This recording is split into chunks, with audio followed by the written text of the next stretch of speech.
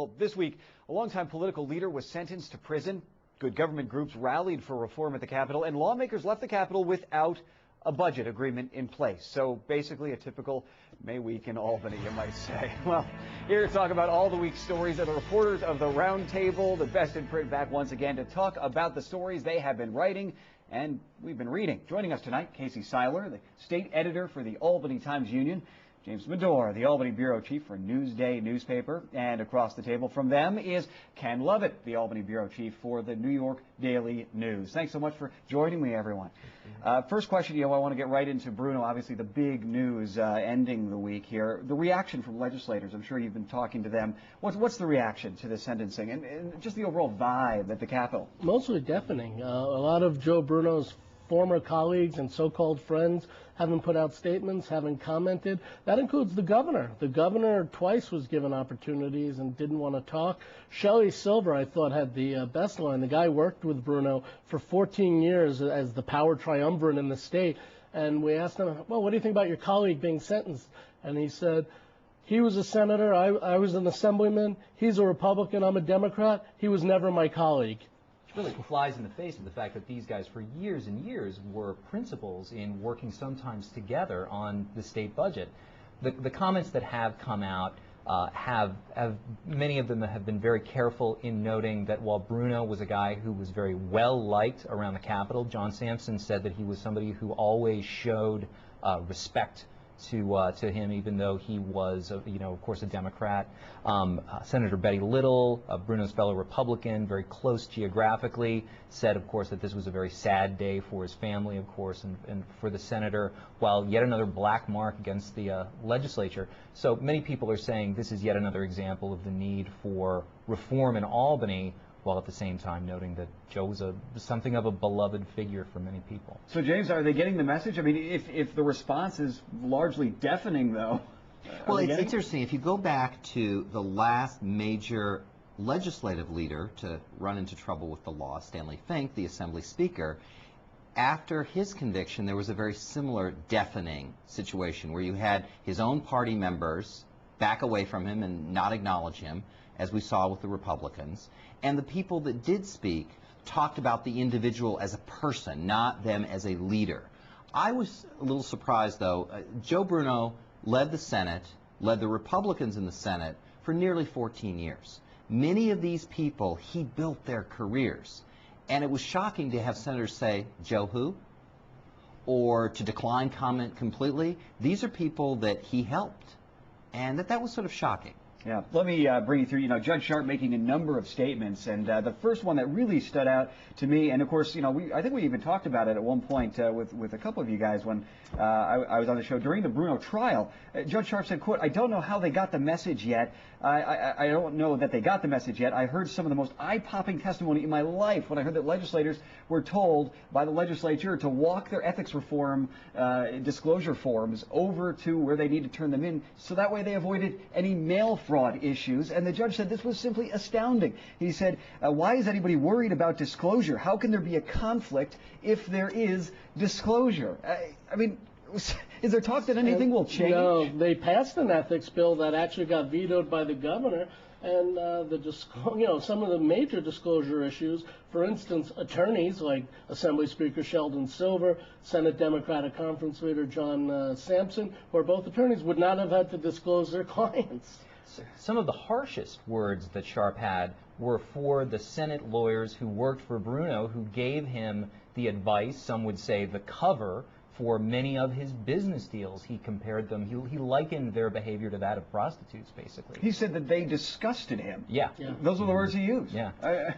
And yet we had a major ethics forum this week. Good government groups called to the Capitol, about 300 people, and the major state leaders discussed ethics reform and how they're going to change Albany and how do we deal with the dysfunction.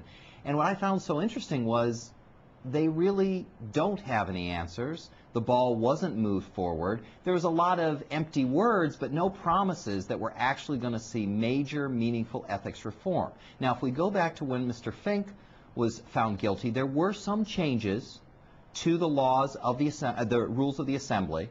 There is an effort by State Senator Eric Schneiderman to have a state law that mirrors the federal law that Joe Bruno was found guilty of, the Honest Services Law.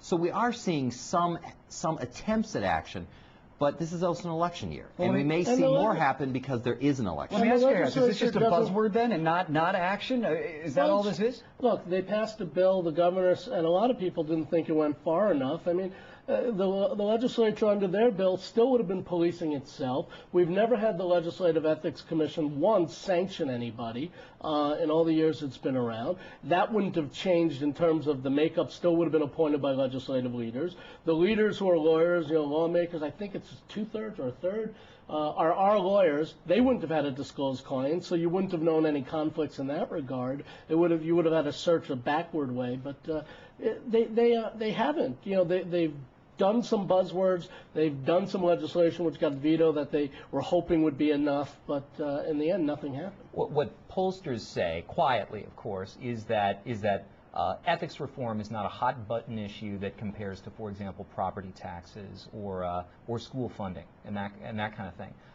But what the governor has tried to do specifically in his most recent State of the State speech, is yoke ethics reform to the state's finances, basically saying that as long as both parties are beholden to these kind of moneyed interests who, to a certain extent, control campaigns and control kind of the careers of many politicians, you're not going to get real financial reform that will get the state out of the rut that we're stuck in.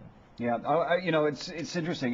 Judge Sharp spoke about balance, actually, in making some political statements, and he said that it's sorely lacking in politics today. He said, look, after all the testimony that they heard during the Bruno trial, and he said basically it was all of a political talk about what's best for the constituency, for unions, for this group, for that group, and nothing about what's best for the average person. Fair statement? Yes, but the judge was grandstanding too there, because that had nothing really to do with the case at hand. He took a lot of shots at the legislature, he took a lot of shots at the process, and granted, what we saw come out of the Bruno trial was an indictment of the process, in a sense, of what he was allowed to get away with, and in a sense what was legal and what he wasn't convicted of, and was more galling than what he actually got convicted of. But the judge was hitting on a lot of areas that were hot-button issues that didn't necessarily pertain to the facts of the trial. It's also important to note that many of the programs that these legislators are supporting year in and year out are supported by their constituents. When you ask people, what would you cut from the budget? No one wants to cut hospitals. No one wants to cut school aid. The budget is being held up right now in large part because of the issue of property tax relief. That's something people passionately want the legislature to deal with. Now, they're skeptical about whether or not the legislature will be able to, but it's incorrect to say that the 212 lawmakers are solely thinking of their own interests and what's going to help them, because many of these programs are programs that their constituents are telling them they want to see. No, but a point that the judge even made was saying, well, look, he just wondered if, folks who are in Buffalo, Poughkeepsie, Syracuse, if they really care about Joe Bruno Stadium. So I suppose you could make that argument too. But at the same time, if you go into most of these districts, there is a ball field, a community room, an aquatic center named after their local representative. Meanwhile, while that's going on, of course, there's still no budget. So let's sort of segue to that.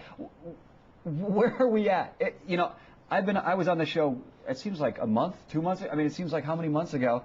I'm back here. It's almost as if nothing's changed. The governor said this morning he doesn't think it's going to get resolved until June, when the state runs out of money again, and then they're going to have to finally act to do something.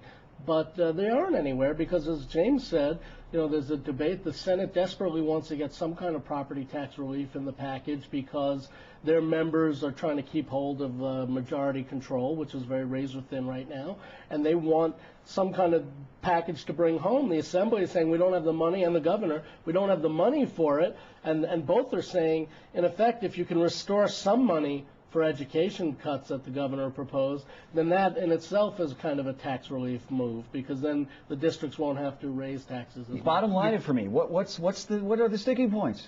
Well,